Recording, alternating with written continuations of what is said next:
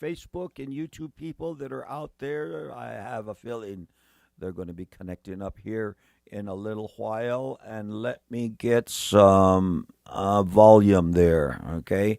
My brother told me yesterday that the music is too loud when we go into a song. So I'm going to be watching that a little bit closer, and that's on the social media side.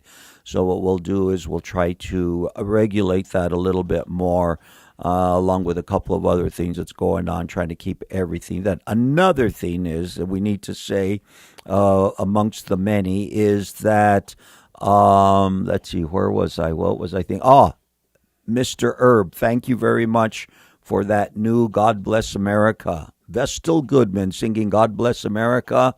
It just so happened that one of the craziest guys you're ever going to meet, okay, Bano Ortega, yesterday walks in with a new God Bless America. And I know what he was telling me. He says, I'm tired of those same old God Bless Americas that you have. So he gave us a new one. I was kind of tired of them too, looking for some new ones the other day. Couldn't find any really good ones that I wanted. Nonetheless, thank you, Bono, for that. 28 degrees here in Las Vegas. We're getting ready for services here at Cornerstone Church starting Sunday and then Monday through Friday from at 6:30 in the evening. So I said Sunday at 10, Monday through Friday at 6:30. We are inviting you. We want to see you here. Other than that, I think it's best now that we just get into the teaching for today instead of giving announcements. Now, Samson went down to Timnah.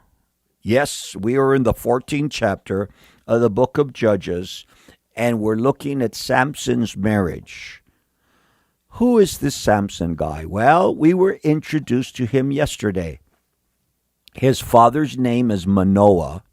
We do not know his mom's name. I got a little confused there yesterday about that and tried to throw the name Manoah on Mama yesterday and then found out later, no, made a mistake. So I'll go to confession this Saturday and wipe that off of my soul so that nobody can bring... Anyway. Samson's father, and well, first of all, this is, and some of the women out there saying, well, they don't even mention the ladies sometimes. You're right, sometimes they don't. But who does the angel of the Lord visit? The angel of the Lord in the 13th chapter yesterday visits the wife twice. And then finally she has to call the old, well, anyway, God does what God wants to do. Here's what happened yesterday is that Manoah's wife was visited by the angel of the Lord. Manoah's wife, let me get it out. Manoah's wife had been barren, like Sarah, like Samuel's mother, can I say many women of the Bible? There were some few women out there in the Bible who were barren. And then God comes and God says, hey, it's going to be a new season in your life, my dear. Samson's mother was one of those. Okay? Her and Manoah had never had children. And then God visits her and begins to speak his word into her life. Now, when God speaks his word into our lives, especially in this very personal setting, it's faith that we need to put on the table. And Manoah's wife does that. She says, hey, that's cool, but teach me more, show me more. So she goes and she tells her husband, and her husband says, well, go tell him to come back again. I want to meet the guy too. So guess what the angel of the Lord does? He comes back and visits Manoah's wife again. And she says, if you could just stay here for a little while, I'm going to go back to the house and tell Manoah that you're here. And he says, okay, go for it. So she brings Manoah in. He's still there waiting. They have themselves a little conversation. And Manoah says, hey, we're gonna make lunch, man. You come and that you have lunch with us. They weren't sure who they were talking to. They weren't sure exactly who the angel of the Lord was and what was happening there. They knew that this was something supernatural, and they were confident that it was God that was speaking, and God had a plan for the son that they were going to have. And remember, the Lord had told Manoah and his wife that this guy was going to be a Nazirite from birth. Okay, there was going to be another Nazirite from birth in the New Testament. Actually, he was one that bridging the Old and the New, and it was John the Baptist. And the vow of a Nazirite was a free will vow. Anybody could take the vow of a Nazirite. You didn't have to be a Levite. You didn't have to be of any particular. You could make the vow of a Nazirite, and for whatever time that you decided that you were going to do, you were going to drink wine, you were going to eat grapes, you were going to cut your hair, a couple of other things that were going to happen in the vow of a Nazirite. And they said, this is what we want. So Mrs. Manoah, no more wine, no more eating grapes. You get ready because you're going to have a son. And this son is going to do something because the people had been oppressed. The covenant people of God had been oppressed by the Philistines. And true to form, what the Lord promises, he does. And she has a child. She has a son, and they call him Samson. Now, if we go to the end of yesterday's chapter, so the woman bore a son, called his name Samson, and the child grew, and the Lord Yahweh blessed him. And verse 25, very important, the Spirit of the Lord began to move upon him at Mahane, between Zorah and Eshtaol. I had a real interesting pronunciation this morning of that word there, and now it left me. Mahane. Anyway, I forget where I was putting the inflection, and too late now. The Spirit of the Lord began to move upon him. This young man whom God has called and raised up for a particular deliverance on his people, the Spirit of the Lord begins to move upon him in preparation. Now, we get into our chapter for today, which I know is a little bit earlier than what we usually do. We're not always going to get into new ground this early. Yeah, you know how these teachers are. They keep on going backwards before they go forwards. Now, Samson went down to Timnah, saw a woman of Timnah of the daughters of the Philistines. Now, let's put this in perspective. Samson and his family are living in the southern part of Israel. The Philistines live between Israel and Egypt. So they're down south. Okay? Let's get our map up, and for the people that are watching, right below, let's see if I can get us a little bit lower on this. Not too much. Below this green area over here, see where it says the brook of Egypt? Below this is where the Philistines have always taken up their residence. The Philistines have always been that thorn in the side of Israel, especially for this area of Israel. The Philistines had always been a thorn in their side. And they are the ones that are coming and controlling the area around they're dominating, they're overpowering Israel. But God hears the prayer of his people, and he is in the process of bringing deliverance into the land. And it's going to be a process, because this Samson, Samson's a crazy guy, man. We're going to see some things about Samson that you're going to say, really? What's his problem? Yeah, well, when you figure it out, you let me know. But he sees a woman in Timnah of the daughters of the Philistines. She's not of Israel. She's not in covenant. So he went up and told his father and mother, saying, I have seen a woman in Timnah of the daughters of the Philistines. Now therefore get her for me as a wife. So mom and daddy's, verse 3, his father and mother said to him, is there no woman among the daughters of your brethren, among all my people, that you must go and get a wife from the uncircumcised Philistines? Now, hey, I got this girl. I've been looking at this girl. I see her walking home from school, and that's the one that I want. He says, well, she don't even go to your school, son. What are you doing there? She ain't even one of us. What are you going there? This cross-cultural type stuff doesn't really, hey. And I guess mom and daddy, had to, and Samson said to his father, verse 3, get her for me, for she pleases me well. So he wouldn't listen to mom and daddy. He wanted this woman from Timnah, a daughter of the Philistines, as his wife. Verse 4 says, but his father and mother did not know that it was of the Lord that he was seeking an occasion to move against the Philistines, for at that time the Philistines had dominion over Israel. So this puts it in perspective for us. Now, a lot of people out there, even people that don't read the Bible all the time, know a lot about the story of Samson. That's one of those, but there's so much here in these 4 chapters that talks about Samson that fills in the real details. Because once again, here's the time that we have to bring this up. You can watch a movie, you can hear a story, you can get a little bit about Samson and, bits and pieces over here, but that's not, if you want the whole picture, you stay with us. You watch yesterday's program, today's, tomorrow's, until we get to the end of the story of Samson. You find out who really this guy was, what was going on in his life.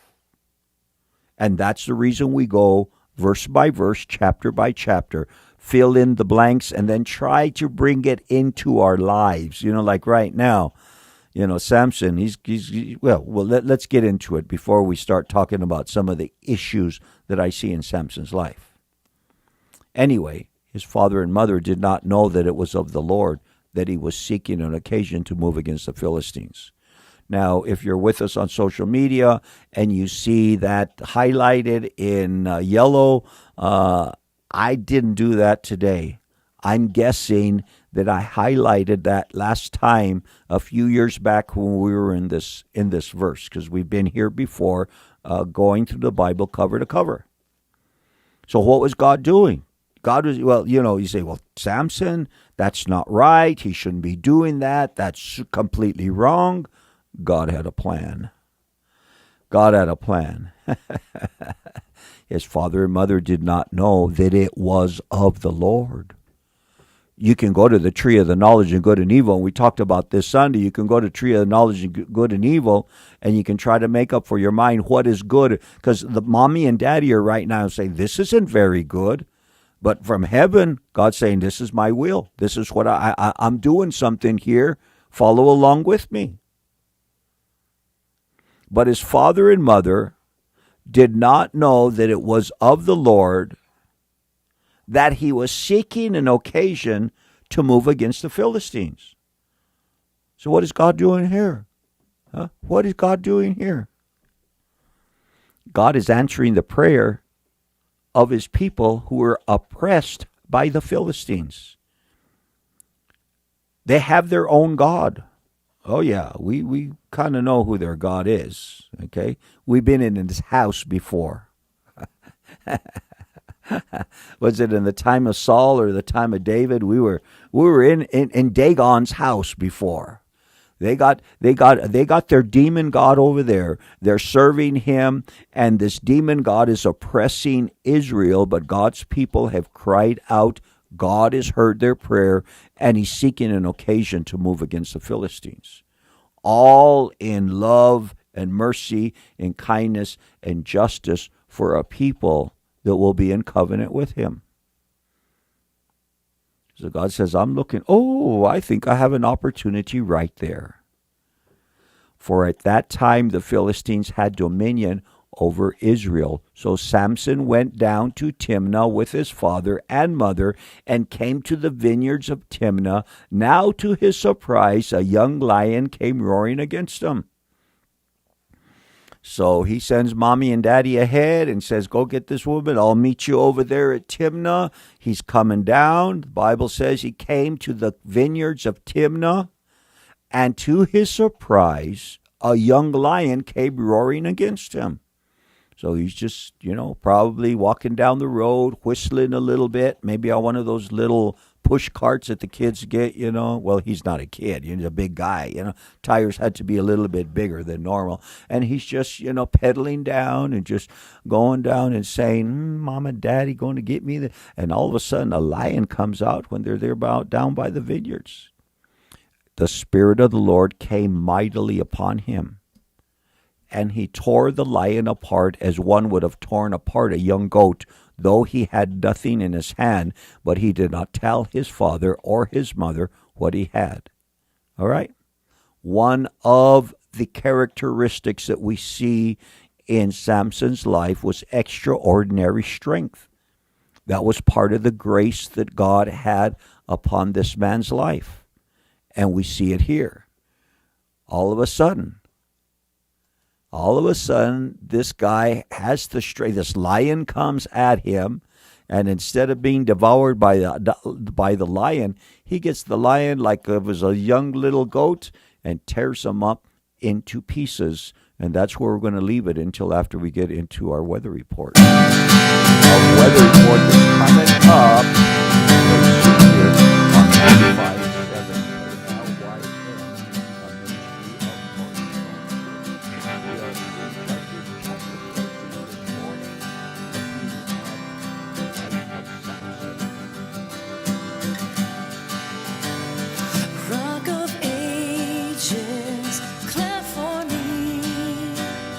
Let me hide myself in thee.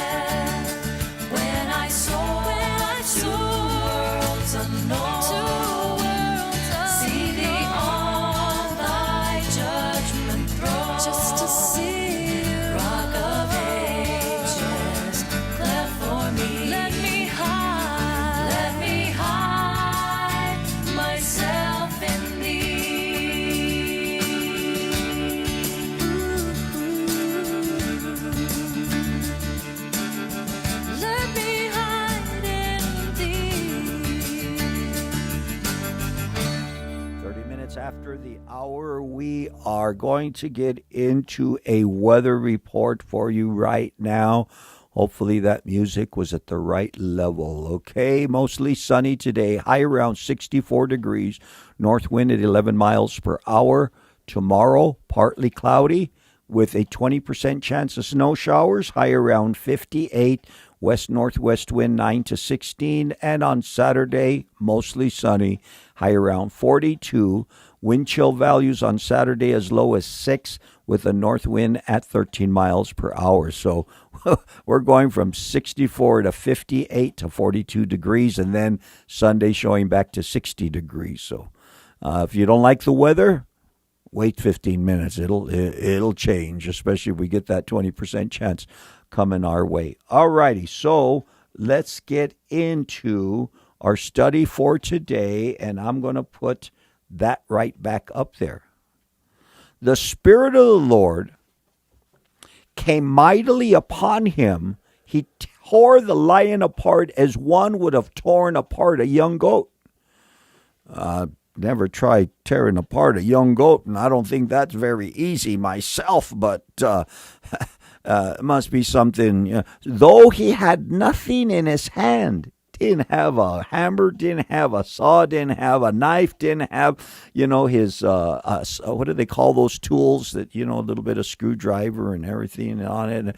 No, he left everything home. Though he had nothing in his hand, but he did not tell his father and his mother what he had done.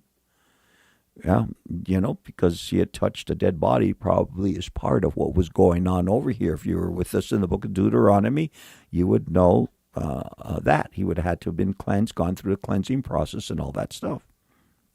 Verse 7, then he went down and talked with the woman, and she pleased Samson well. So mother and father had been there already. Samson shows up. He's got his hair slicked back. He's got a little bit of foo-foo juice on.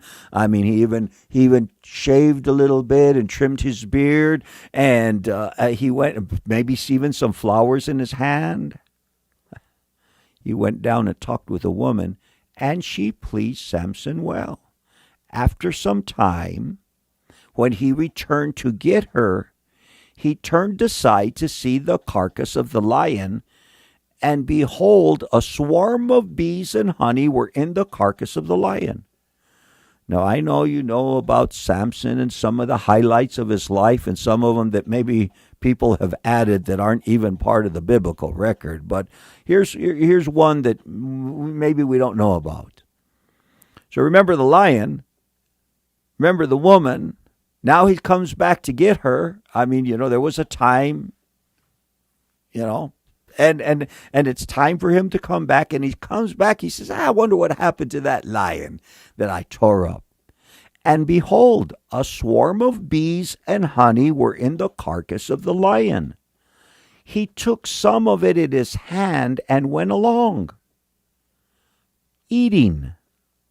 When he came to his father and mother, he gave some of them. You're going to find out one of these days that honey is going to get not a girl. We're talking about honey that comes from the jar is going to get Saul's son in trouble. But this has not a lot to do with where we're at right now. But I just thought of that. He took some of it in his hands and went along eating. When he came to his father and mother, he gave some to them, and they also ate. He did not tell them that he had taken the honey out of the carcass of a lion. Probably because of some Mosaic law, against it. I'm gonna guess that that's what was going on. But imagine, he sees the carcass of the lion. The bees are there. They've produced honey. He sticks his hand in there. And then he gets a container and fills it up, and he takes some home. Mom and Daddy need to eat of this, but he didn't tell them where it came from. He did not tell them that he had taken honey out of the carcass of the lion. So his father went down to the woman. Samson gave a feast there, for young men used to do so. And it happened when they saw him, they brought 30 companions to be with him. So, it's party time. We have an engagement over here. We're going to start the whole process of, and in our times and the way that we do this and proposing to people. And no, they had a different process that they would go through before the marriage was completely consumed and the whole bit that goes on. Anyway, so he has a feast. The father went down to the woman, and Samson gave a feast there, for young men used to do so. It's a Philistine woman, probably good-looking little chick, and old Samson looking good, probably big old shoulders on him, muscles. I mean, what's not to like about Samson? And it happened when they saw him that they brought 30 companions to be with him. Then Samson said to them, "Let me pose a riddle to you." So there's the 30 companions. I believe they are Philistine men. And I'm almost sure these guys are Philistines. They didn't come from Israel with Manoah and his wife. But let's just follow the record and go down there, verse by verse. Samson said to them, "Let me pose a riddle to you. If you can correctly solve and explain it to me within the 7 days of the feast, then I will give you 30 linen garments and 30 changes of clothing." So the feast that Samson was giving, because of his engagement and marriage that was coming up, was 7 days. If you've been watching The Chosen, I think in season 2, wasn't there the wedding feast, the wedding of Cana, and the way that they put that out there? You can kind of see how this was all going on. Okay, give you a little bit of understanding there of how they did things in those days, even though that was a lot longer, hundreds of years later than Samson, still doing it. So Samson says to the 30 guys, imagine that it's 30 of her friends. Imagine it's 30 of her family.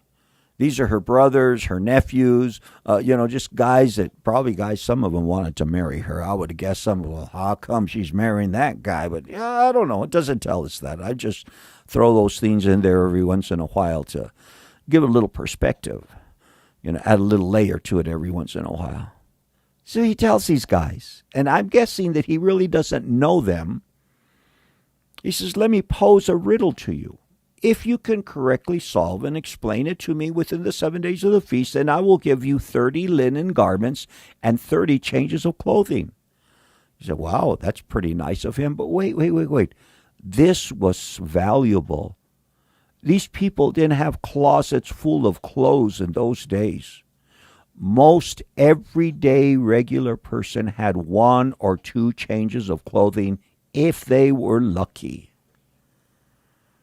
Textiles, material that clothes were made was not just go down to the store and just pick out something that you like at the right color. No. These people, that was something that was of much value. And Samson says, if you can solve my riddle, each one of you is going to get 30 linen garments and 30 changes of clothing. Oh, I tell you what, that's like, hey, we could win the lottery here.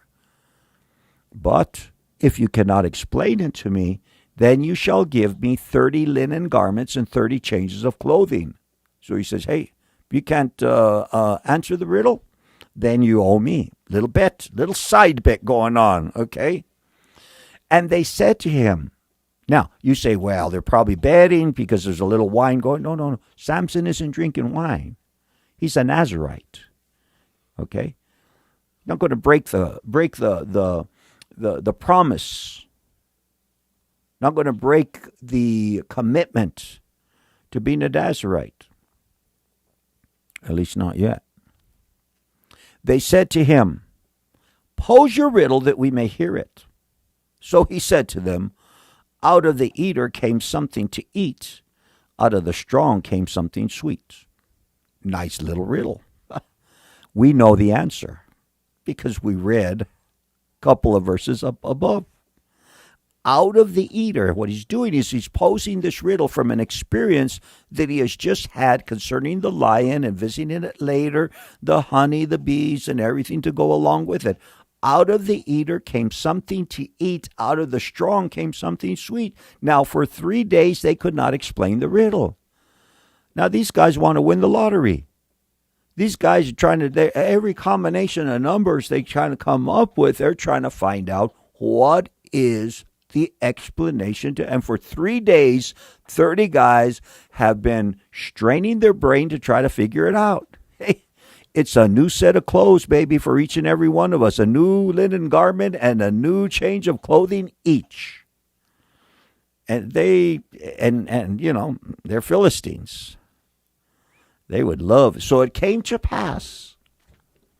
It came to pass on the 7th day that they said to Samson's wife, entice your husband that he may explain the riddle to us, or else we will burn you and your father's house with fire.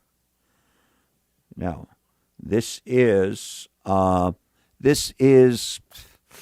would you call it? Not plain very fair. I'm sure that I could think of another word for it, but this coercion, this thing that they're trying to do, just, well, it is what it is. I guess, if you want to win the lottery, a lot of people cheating, looking at Steve Harvey yesterday and people doing crazy things. And my wife is laughing if she's listening to us in the background, and because she wanted to show me that latest program Steve Harvey has. Okay, Andrea and Tommy with us. Darlene's out there. Good morning, Darlene. Good morning. Sunday at 10 o'clock. Chana's with us. She'll pick you up, Darlene. Chana will pick you up. Anyway, came to pass on the 7th day that they said to Samson's wife, entice your husband that he may explain the riddle to us, or you're going to pay. Don't mess with my mama and my daddy. Coercion. What kind of? Well, there's a lot of pressure coming. Have you invited us in order to take what is ours? Okay. Notice she was the one who invited these 30 guys. That's why I say they're Philistines. Have you invited us in order to? What do you do? Did you set us up over here? The riddle sounded pretty easy, and we said, yeah, we'll take that bet. We'll take that challenge. Day 7, we're running out of time here. It's going to cost us a lot of money. Each one of us is going to have to go buy new clothes for this guy. Have you invited us in order to take what is ours? Is that not so? Oh, yeah, you're in with them, man.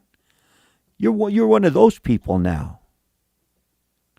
Then Samson's wife wept on him. And here we see this side of Samson that a lot of people kind of understand. And I don't know if there's any real excuse for it. Samson's wife wept on him. Now, it says, calls them Samson's wife. They were still in the honeymoon. Well, even before, they were still in the what do you call it when you put the ring, the first ring on? The engagement. This is still in the engagement, going toward the full culmination of a marriage. Samson's wife wept on him and said, "You only hate me." Oh, could you hear her? Let me do this for you. You hate me. You do not love me. You have posed a riddle to the sons of my people, but you have not explained it to me. Yeah, that whole, that little bit of compulsion, we call it by another word, but we're not going to use it this morning. Well, maybe we will. You only hate me. You do not love me. You have posed a riddle to the sons of my people. There you go. They are Philistines, but you have not explained it to me. And he said to her, look, I have not explained it to my father or my mother. Should I explain it to you? I tell you what, Samson, if we ever had marriage counseling, I would say that would have not been the proper response. Maybe, 2,500 years ago or so it was, but today, you don't get away with, well, your mother and your father, that's the problem. That's why we have he didn't do the leave and cleave theme that we talk about. But this is in a marriage session this morning. So she did. Now she had wept on him the 7 days while the feast lasted. And it happened on the 7th day that he told her because she pressed him so much. You know what? You know what we call this. Any of you guys out there, you know what we. It happened on the. Give me the one word. Give me the one word. No, not that one. There's another one, a nicer. And it happened on the seventh day that he told her because she pressed him so much. What's the word I'm looking for? No, not that one. Doesn't start with a B. It starts with an N. Nagging. She's nagging him and nagging him and nagging him and nagging him. And you know what? Let's keep the women on our side over here. Because men, we get nagged many times because we don't do it the first time they ask us to do it. It's like my wife this morning. I wake up this morning, I go to the refrigerator for a cup of water, and there's the filter that I should have changed out 3 or 4 days ago, taped to the handle. My wife had to get up on the ladder, take out the cartridge that goes as a filter on the refrigerator for the water and all that stuff. And there I am at 15 minutes till 5 o'clock, getting ready to leave to come over here to Cornerstone Church and do our thing. And I had to change out the filter first. And hopefully I did it right, and we don't have a leak going on over there. So in defense of the women. But he's being nagged. She's pressing him so much. Pressing him. I thought you said you loved me, and blah blah. All the. Yeah. Then she explained the riddle to the sons of her people. So finally, on the seventh day, he told her. He figured, there's not too much time left.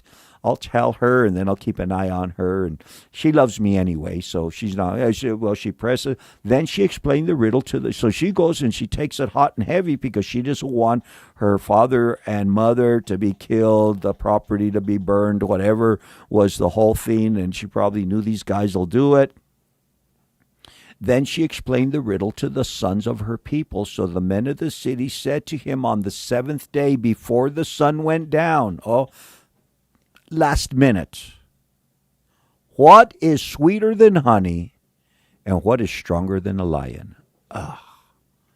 Samson was already counting what he was going to do with all. He's going to have a yard sale. He was going to open up his own little store. I don't know. He was going to maybe go get a table at the flea market and start selling clothes and make all kinds of money off of it. He was already counting the money.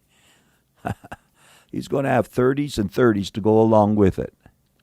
This was his 30-30. But the men came to him on the seventh day and says, what is sweeter than honey? What is stronger than a lion? And I could see his countenance drop. He says, oh my God. He said to them, and I love the verbiage on this one. If you had not plowed with my heifer, you would have not solved my riddle. In other words, he says, you used my woman against me. Let's see what some of the other translations do for that verse 18. I like doing this every once in a while, seeing if anybody has anything. Let's see. The Spirit of the Lord came upon him, was his best companion. Right here, it says, New King James, we read it already. If you had not plowed with my heifer, you would not have solved my riddle. If you hadn't plowed with my heifer, you hadn't plowed with the Message. Let's see what the Message had. If you had, all of them the same. He says, you used my own woman against me is what happened. That's why you guys were able to solve the riddle. You didn't do it because you were smarter than me. You didn't do it the right way. Once again, they come around and they do it. Oh, no wonder. I thought I had it on 18. And if you had not plowed with my heifer, you would have not solved my riddle. Then the Spirit of the Lord came upon him mightily. And he went down to Ashkelon and killed 30 of their men, took their apparel, gave the changes of clothing to those who had explained his riddle. So instead of using his credit card and getting in debt, the Spirit of God comes upon him mightily. Remember this, God, and we've seen this already at the beginning of the chapter, God was looking for an occasion to come against the Philistines. This was not going to be, this was just going to be a chapter in a long story of how God was going to answer the prayer of Israel against the Philistines. So he goes down and he kills 30 of their men, takes their clothes, and throws it over there to those 30 companions, nice guys, friends of his bride, who had been pestering him for a whole week. Okay, that's better pestering than nagging. But she's trying to save mom and daddy, of course. Spirit of the Lord came upon him mightily. He went down to Ashkelon, which is a town in area of the Philistines. Killed 30 of their men, took their apparel, gave the changes of clothing to those who had explained the riddle. So his anger was aroused, and he went back up to his father's house, and Samson's wife was given to his companion who had been his best man. I'm going back home. And that girl, and we'll find out more. This story ain't over with the Philistine beauty yet. But he said, Samson's wife, all I know is what it's going to, let's just keep it where it is. Verse 20 says, Samson's wife was given to his companion who had been his best man. Now we go over to verse 1, chapter 15. And if you allow me to get this, things have changed here a little bit, additions onto our switcher program. But we are going to show you what chapter that we are in this way. Thank you, thank you, thank you. There's where we're at. After a while, in the time of the wheat harvest, it happened that Samson visited his wife with a young goat. He said, "Let me go to my wife into her room," but her father would not permit him to go. So here's my guess. And Samson's kind of an emotional guy. He's kind of I don't know, but he's strong, okay? He's strong. He knows a good-looking girl when he sees one, and, that's one of his gifts. I don't know if we call it. And he knows, and he's strong, okay? He's got some strength, tears the young lion apart, stuff like that, goes out and kills 30 guys and takes their clothes away, After a while, in the time of the wheat harvest, it happened Samson visited his wife with a young goat. So apparently he's over it. Let's just say that he's over it. He said, "Let me go into my wife into her room." Oh, I don't think you can just go into her room, But her father would not permit him to go in. Her father said, "I really thought that you thoroughly hated her. Therefore I gave her to your companion. Is not her younger sister better than she? Please take her instead."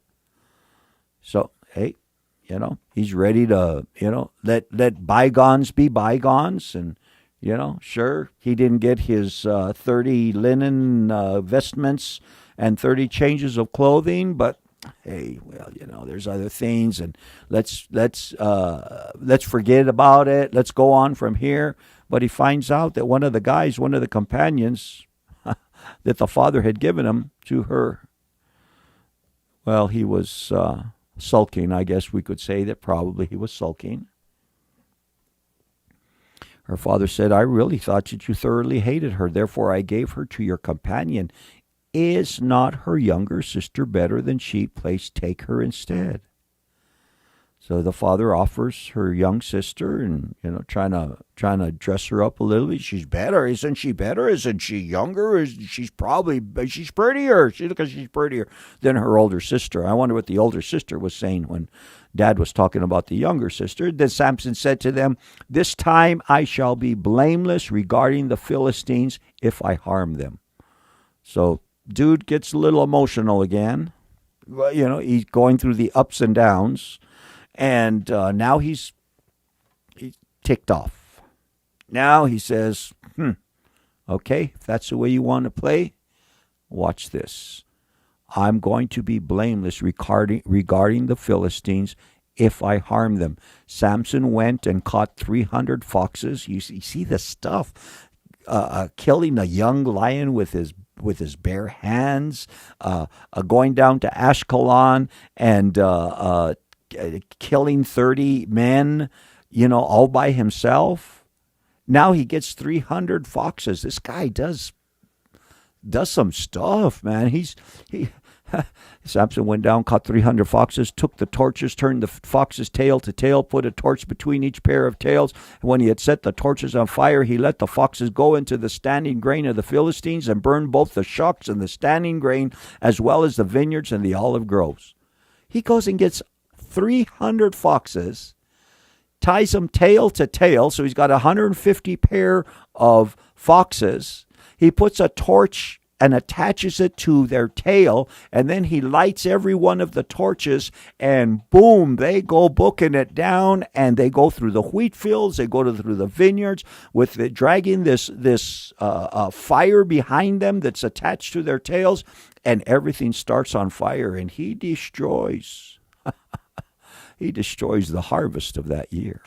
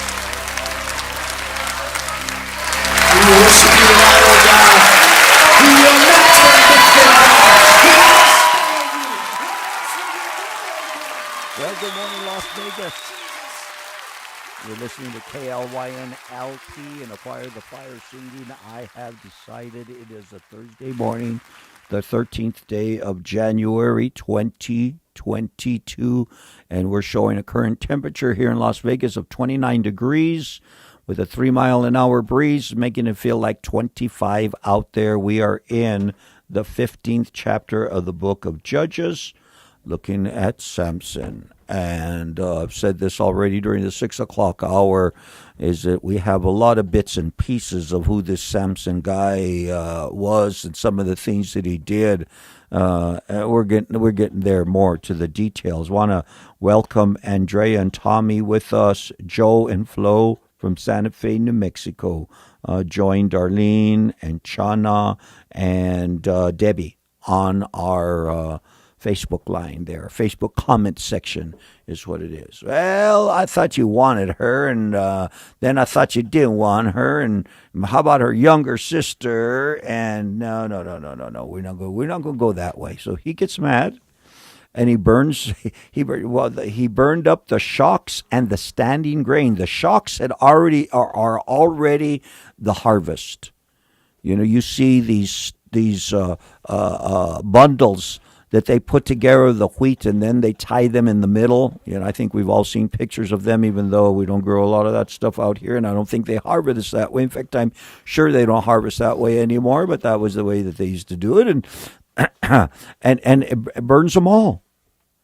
Yeah, he takes it out against them. I'm really mad. He says, I am really. But don't forget where we started off. Where we started off was that God was looking for an occasion, and this is the next chapter.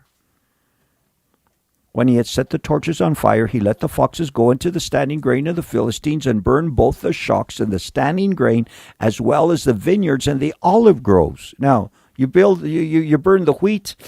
Okay, then you're going to have to wait till next year to sow another crop. Okay, but the vineyards and the groves, those things just don't recover from year to year. Those take a while to get going. The Philistines said, "Who has done this?" And they answered, "Samson, the son-in-law of the Timnite." Well, he's not really the son-in-law anymore, but that's the way that they know him. And they said, "The son-in-law of the Timnite, because he has taken his wife and given her to his companion." So the Philistines came up and burned her and her father with fire. So even if he wanted to forgive her one more time and go back, she's not around anymore. The Philistines did what they initially had said that they were going to do when it came down to the riddle. And the Philistines came up and burned her. But really, they're after Samson. Now, Samson, a man of the covenant, a man of Israel. Philistines out of the covenant. The people in Israel, because of their spiritual lukewarmness, and I think we can say this a lot in the book of Judges, we're seeing the lukewarm attitude toward God of Israel. And when that came in, so did the enemies, whether the Amorites, the Moabites, the Amalekites. Now the Philistines are coming in and attacking and dominating different areas of Israel.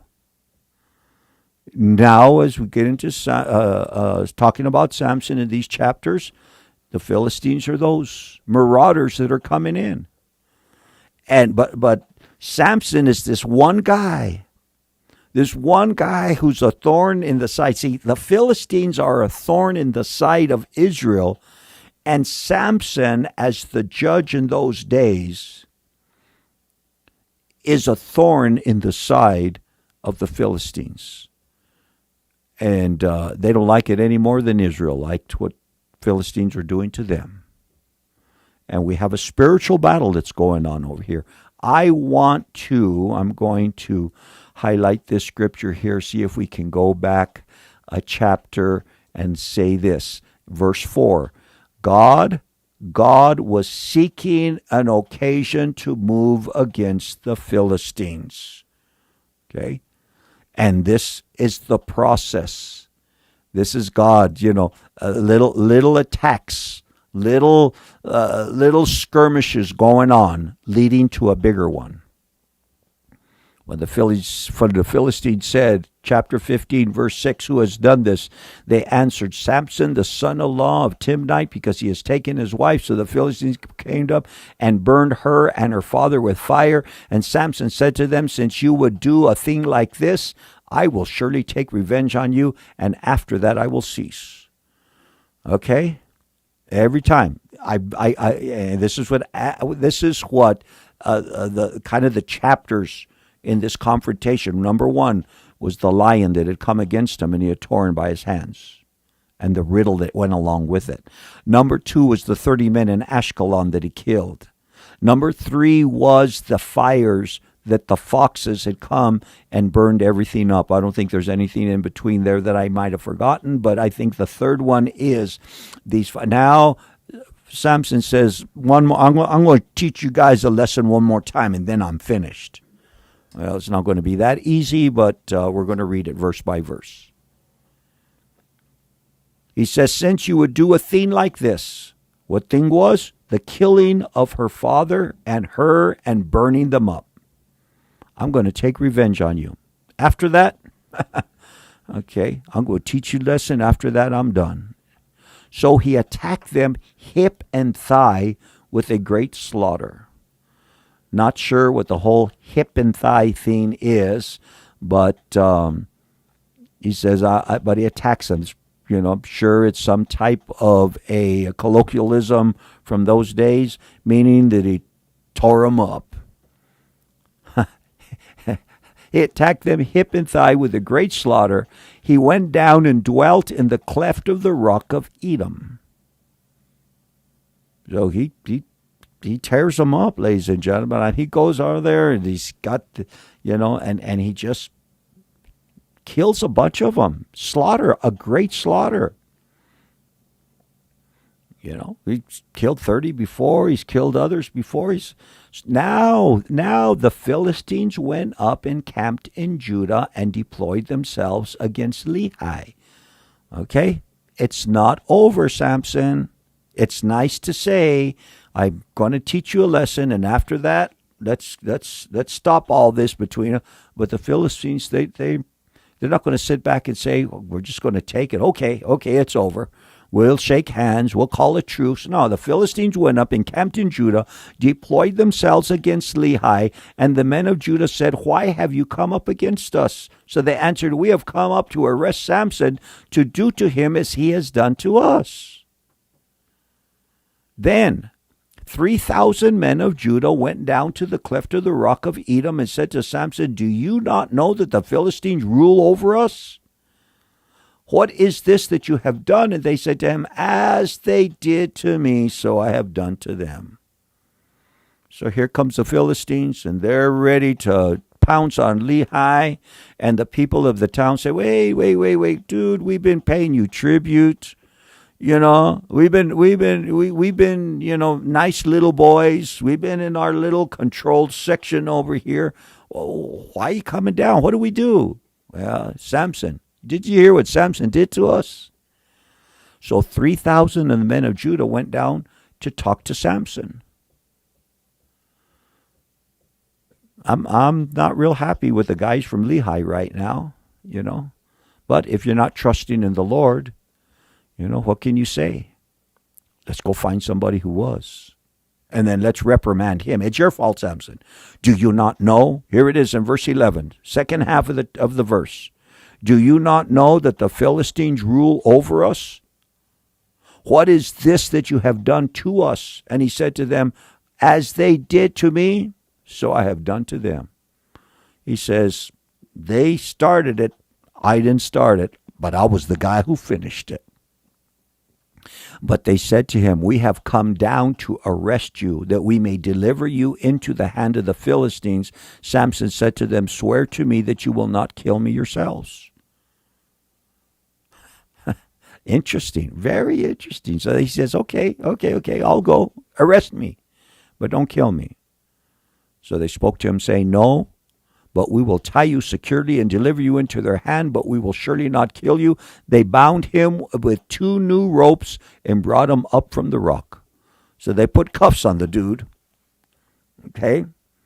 And they take him down to where the Philistines are in verse 14. When he came to Lehi, the Philistines came shouting against him. So they come down and they see Samson, the Philistines, and they said, there he is. Let's go get him, boys. Then the Spirit of the Lord Yahweh came mightily upon him. Remember that as he was maturing as a human being, that the Spirit of the Lord came mightily upon him. And this has happened. This is another thing that has happened, is the Spirit of God just comes upon Samson at different times. Had to have been when it was the lion. Had to have been in Ashkelon. Had to have been in these different chapters in his life. When he came to Lehi, the Philistines came shouting against him. Then the Spirit of the Lord came mightily upon him, and the ropes that were on his arms became like flax that is burned with fire, and his bonds broke loose from his hands. So I'm not sure what flax is, but it's probably kind of a weak material first itself, and then if it's got some fire up, you can just, and old Samson just breaks all the cuffs and all the shackles and all the chains. I know it was ropes, but hey, he's getting out of the back seat of the police car real quick. How did he get out? The Spirit of the Lord came upon him. He found a fresh jawbone of a donkey, reached out in his hand and took it, and killed 1,000 men with it. So, he didn't have a weapon with him. And the ropes, he could have whipped him, but the ropes, he just tore him up. But he finds a jawbone of a donkey, picks it up, and he starts going after them. He kills 1,000 men. You say, wow, is this the... Oh, no. We're headed. And I think tomorrow we're gonna get into the Delilah part of it. What's tomorrow? Friday is our 1 hour session instead of our hour and a half session. But I think we're going to have to wait till tomorrow to get into the Delilah part of the whole thing. Samson said, with the jawbone of a donkey, heaps upon heaps, with the jawbone of a donkey, I have slain 1,000 men. So we know Samson is a very strong man.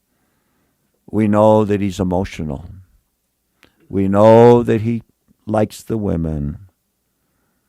But we also know that he's got a little bit of a artistic quality to him with the riddle and with his response, the way that he puts what had just happened in Lehi. With the jawbone of a donkey, heaps upon heaps. With the jawbone of a donkey, I have slain 1,000 men. So what he's saying there in his little poem is, there's heaps there's piles of enemies, Few dozen here, 100 in another pile. With the jawbone of a donkey, I've slain 1,000 men. Was it the jawbone of the donkey? Was it the strength of Samson? Or was it the Spirit of the Lord that came upon him? So it was, when he had finished speaking, that he threw the jawbone from his hand and called that place Ramoth Lehi, which means, let's see if one of our parallel translations will help us here, Jawbone Hill. That's what Ramoth Lehi means, Jawbone Hill. So if you come across these words sometimes and you don't have a Bible dictionary or holding, sometimes if you look at another translation, they'll help you out with it. Here the Message tells us Jawbone Hill. The Amplified says heel of the jawbone, so we can pretty much figure out that that's a correct translation of Ramoth Lehi. Let's go back to a full setup there, and then we'll go back down where we are. Verse 17, so it was when he had finished speaking that he threw the jawbone from his hand and called that place. So he throws down this weapon that he had just picked up. Just, whatever, or the closest thing to him, kills 1,000. Then he became very thirsty. So he cried out to the Lord Yahweh and said, you have given this great deliverance by the hand of your servant, and now shall I die of thirst and fall into the hand of the uncircumcised. He says, you know what? I know this wasn't me. Here's a good quality here that we see in Samson. He knows that he didn't do it on his own power. He knows where this power came from. He's not denying it. He says, but I need a little help from you. I need some water, man, because I feel like I ain't going to make it. Probably cramping up by now, You have given this great deliverance by the hand of your servant, and now shall I die of thirst and fall into the hand of the circumcised. He says, man, I'm ready to faint. And if I faint, these guys are going to get me. If I don't die of thirst, I'm going to die by the leftovers of the Philistines that are here, which probably many of them are running after he kills 1,000 of them, figures 8. So God split the hollow place that is in Lehi, and water came out. A miniature version of the wilderness wanderings of Israel. Little things like this tie you back I was watching a video yesterday by Joel Richardson. I don't know if anybody ever picks up Joel Richardson or not, but he has a lot of good teachings. Liked his teachings for a long time. And he explains how in the scriptures is that many times these little occurrences that remind you of another one are repeated over and over and over again, that kind of give you a bigger picture of what's going on. This time, it's water coming out of the rock. It's the same way that it happened in Moses' life. In fact, we know that rock that followed Israel through the wilderness, according to the book of 1 Corinthians, was Christ. But, okay, just a little connection there. Not a big one, but a little connection. So God split the hollow place that is in Lehi, and water came out, and he drank, and his spirit returned, and he revived. Therefore, he called its name in Hakor, which is in Lehi to this day. So I like looking, if I have enough time, which I do today, find out what El Hakor means. It means caller's spring. Okay? Spring, which is calling. So there's a spring that came out when Samson called out for it. The spring sprung up. Okay? So God split the hollow place that is in Lehi. Water came out, and he drank, and his spirit returned, and he revived. Therefore he called its name Caller's Spring, which is in Lehi to this day. So other people were going to come and drink of that water, and they were going to take in the goodness of the land. And he judged Israel 20 years in the days of the Philistines. So we see that, hey, he was a man that, like a Gideon, some of these others who were the defender of Israel. Now, verse 1, chapter 16. Samson went to Gaza and saw a harlot there and went into her. Now, Gaza is in the Philistine territory. I mean, he keeps going across county line. He keeps going out to the next state. He just got a theme for these Philistine women. Samson went to Gaza and saw a harlot there and went into her. When the Gazites were told, Samson has come here, they surrounded the place, lay in wait for him all night at the gate of the city. When they were all quiet, in the morning, when it is daylight, we will kill him. Okay, so they're quiet all night. They say, we're going to get him in the morning. And Samson lay low until midnight.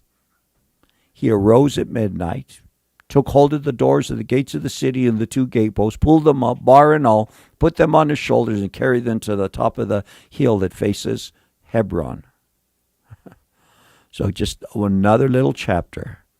He goes to Gaza, has a little tryst with a prostitute, and the guys find out that he's there and say, oh man, first thing in the morning, we're going to get him. Samson finds out what's going on, and at midnight, he gets up, pulls off the gates of the city. Imagine, you can kind of imagine how these walls, how big they were around these towns, and the gates that were there that they closed at night to keep any action from coming in their way. And Samson goes over there and pulls them out. Samson lay low till midnight. Then he arose at midnight, took hold of the doors of the gates of the city and the two gateposts. So, they had to sink those things. Let's say that these gates were 12, 15 feet high. And they were made of some heavy-duty material. This wasn't just something that you just kind of pushed with one hand. These were big old gates, big enough, I'm sure, for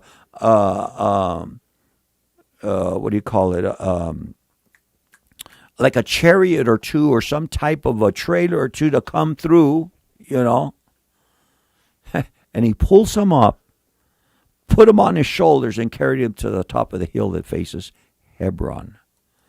And he says, okay, boys, you want to mess with me? Are you sure you want to mess with me?